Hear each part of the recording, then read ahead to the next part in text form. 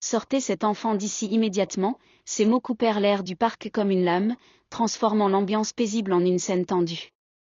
Une femme blanche, élégante mais furieuse, s'en prenait à une adolescente noire assise calmement sur un banc. Le téléphone de la femme hurlait si fort que sa voix aiguë captait l'attention de tous les passants. Pourtant, la jeune fille, apparemment confuse, se contentait de la regarder sans répondre, ne comprenant pas ce qui avait pu provoquer une telle colère. De l'autre côté du parc, des enfants jouaient et des couples promenaient leurs chiens, mais tout le monde commençait à se rassembler, intrigué par la scène.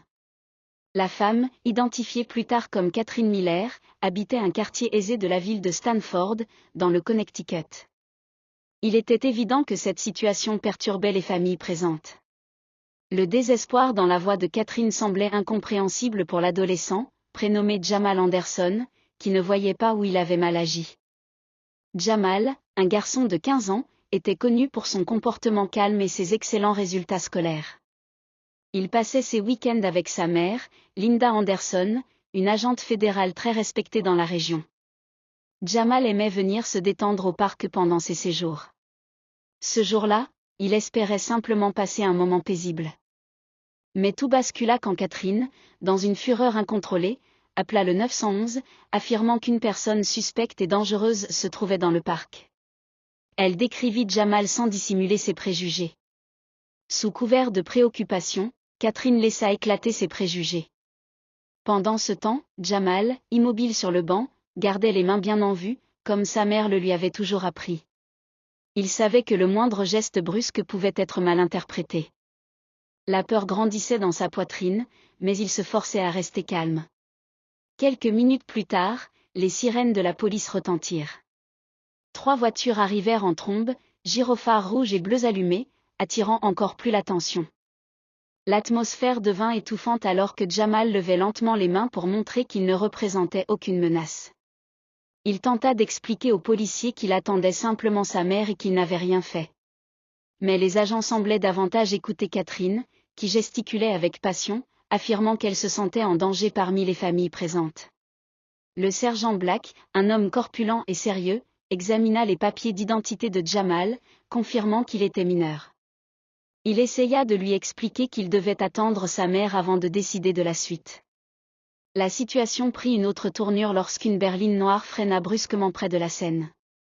La porte s'ouvrit et une femme d'allure imposante en descendit à grands pas. C'était Linda Anderson, vêtue sobrement mais avec élégance, ses cheveux noirs impeccables. Elle avançait avec l'autorité de quelqu'un habitué à gérer des situations de crise. Pour elle, il ne s'agissait pas simplement d'un malentendu à régler, mais d'une affaire bien plus personnelle. Tandis que Catherine et les policiers la regardaient, Linda ignora leur regard et se dirigea droit vers son fils. « Tu vas bien, mon fils ?» demanda-t-elle d'une voix ferme mais douce. Jamal acquiesça lentement, bien que ses yeux trahissent son angoisse. Il savait que sa mère n'était pas seulement venue le protéger, mais aussi rétablir la vérité. Catherine, d'abord surprise, retrouva vite son arrogance. « Il est clair que ce garçon est un fauteur de troubles, lança-t-elle. Mais Linda leva la main pour l'interrompre, son regard perçant réduisant Catherine au silence. « Je suis Linda Anderson, » dit-elle calmement mais avec autorité. Elle se tourna vers les agents, leur demandant pourquoi son fils était traité comme un délinquant pour simplement s'être assis sur un banc dans un parc public. Le sergent Black balbutia une excuse, expliquant qu'ils avaient reçu un appel signalant un comportement suspect. Linda l'interrompit, « Être assis tranquillement est désormais suspect ?» Catherine tenta encore de se défendre, prétendant qu'elle ne faisait que protéger sa famille. Mais le sous-entendu était clair, pour elle, Jamal n'avait pas sa place ici. Linda se tourna lentement vers elle, les yeux brillants d'indignation. « Ce que vous insinuez, c'est que ce parc n'est pas un lieu pour les adolescents noirs ? Je ne le tolérerai pas. » Un silence pesant suivit, et le regard de Catherine vacilla. 5h43. Linda continua, sans laisser à Catherine le temps de répondre, « Vous avez appelé la police uniquement parce que vous avez jugé mon fils sur sa couleur de peau. Vos préjugés ont transformé une situation banale en incident tragique. » Elle ne défendait pas seulement Jamal, mais éduquait aussi tous les témoins sur les ravages du racisme. Catherine devenait de plus en plus mal à l'aise, tandis que Linda exigeait des policiers, « Sergent, Que comptez-vous faire pour vous assurer que ce genre d'appel ne conduise pas à des interventions biaisées? Elle insista, vos protocoles doivent garantir que des jeunes comme mon fils ne soient pas perçus comme des criminels pour une simple méprise, et que ces malentendus ne dégénèrent pas en drame. Dans la foule, certains acquiescèrent. Jamal, qui s'était d'abord senti petit et vulnérable, se redressa, fortifié par la défense inébranlable de sa mère. Linda s'adressa alors à Catherine, la fixant droit dans les yeux, ce que vous avez fait aujourd'hui n'est pas seulement irresponsable. C'est dangereux. Vos paroles ont un poids, et aujourd'hui, elles auraient pu coûter cher. Un silence s'abattit sur le parc. Linda prit la main de Jamal et déclara calmement, je ne vais pas en rester là. Il y aura des changements pour éviter que d'autres subissent cela. Elle fit savoir qu'elle allait s'assurer que cet incident ne soit pas enterré mais serve d'exemple. Le sergent Black, sentant la gravité de la situation, promit de transmettre tous les détails à la supervision policière pour enquête. Linda se tourna encore vers Catherine, vos actes auront des conséquences. Ce parc est un espace public, et mon fils a tout autant le droit d'y être que n'importe qui. Les gens, silencieux jusque-là, commencèrent à murmurer. Il était clair que l'opinion publique soutenait Linda, et non Catherine, qui se sentait de plus en plus acculée. Finalement, Catherine murmura faiblement une tentative d'excuse, mais Linda, imperturbable, s'avança encore, la couleur de sa peau ne justifie en rien votre réaction. Jamal, au centre de l'attention, observait la foule. Il était à la fois impressionné par le courage de sa mère et gêné d'être le centre de cette scène. Linda s'adressa ensuite à tous, ce que nous vivons aujourd'hui n'est pas un cas isolé. Trop souvent, de jeunes noirs sont jugés d'avance, suspectés pour rien, et cela peut tourner au drame. Une femme, dans la foule, acquiesça et lança, elle a raison, rompant le silence et déclenchant d'autres murmures d'approbation. 1. Linda conclut, aujourd'hui, nous devons nous assurer que la couleur de peau d'une personne ne dicte pas sa sécurité ou sa liberté. Il est temps que les choses changent, ici et partout ailleurs. Les policiers, conscients que la situation leur échappait, reculèrent un peu, reconnaissant que l'affaire ne pouvait pas se résoudre ainsi. Catherine, cherchant à s'éclipser, fut interpellée par Linda, qui déclara, « Pas si vite. Nous devons encore discuter. » Catherine se tourna lentement vers Linda, ses épaules légèrement affaissées, consciente que la conversation privée qu'elle redoutait était inévitable. Le regard perçant de Linda ne laissait aucune échappatoire. Elles s'éloignèrent de quelques pas de la foule toujours silencieuse, observant chaque geste. Linda prit une profonde inspiration avant de parler, sa voix calme mais tranchante. Vous devez comprendre que vos actions aujourd'hui ne resteront pas sans conséquences. Ce n'est pas seulement une question entre vous et mon fils. Vous avez exposé un problème plus grand, un problème que je refuse de laisser passer sous silence. Catherine, les mains crispées sur la lanière de son sac, tenta de répondre, mais aucun mot ne sortit. Elle savait que ces justifications ne tiendraient pas face à la force de la vérité que Linda venait de poser devant elle. Vous avez jugé mon fils sans le connaître, uniquement sur son apparence, poursuivit Linda. Et en le faisant, vous avez mis sa vie en danger. Je veux que vous y pensiez chaque fois que vous poserez les yeux sur un jeune garçon noir. Un silence pesant s'installa entre elles.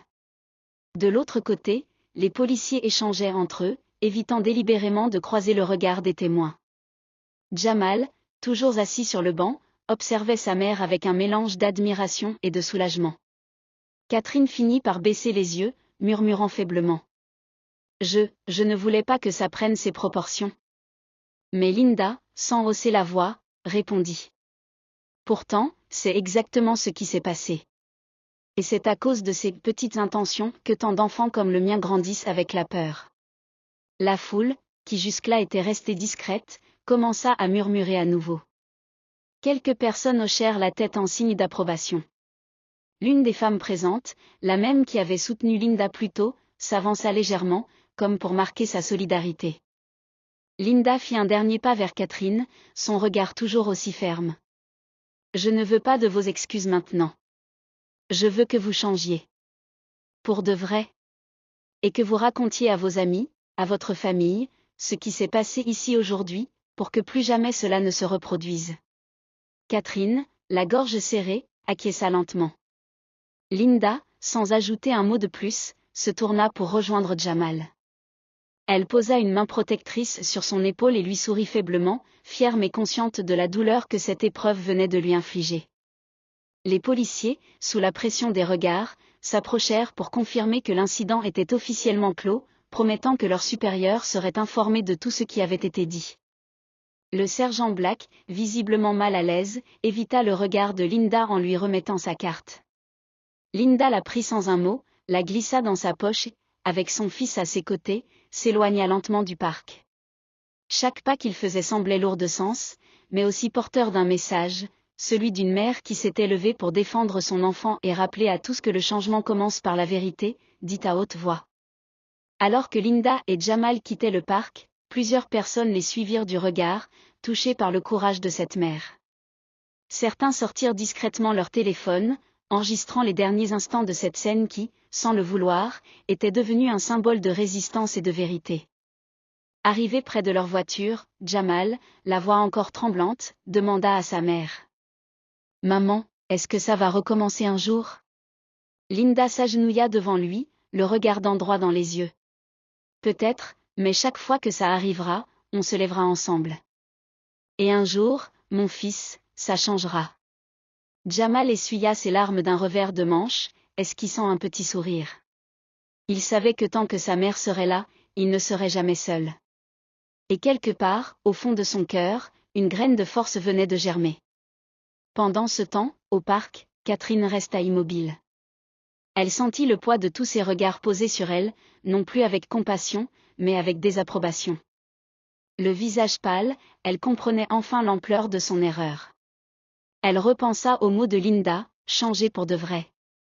Et pour la première fois, elle sentit le besoin sincère de le faire. La foule finit par se disperser lentement, mais l'histoire était déjà en marche.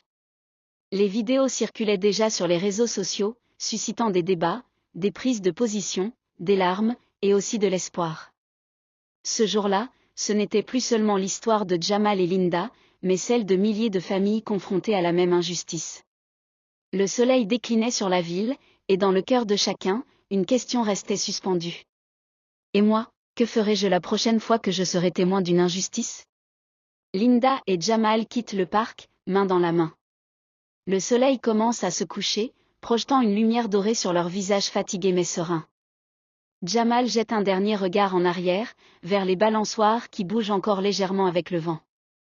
Au loin, les rires des autres enfants se sont tus. Le parc est presque vide.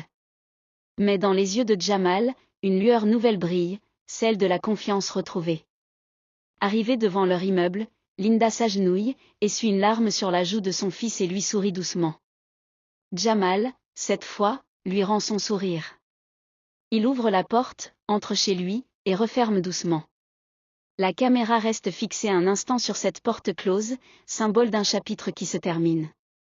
Puis, le plan s'élève lentement vers le ciel, où les premières étoiles apparaissent.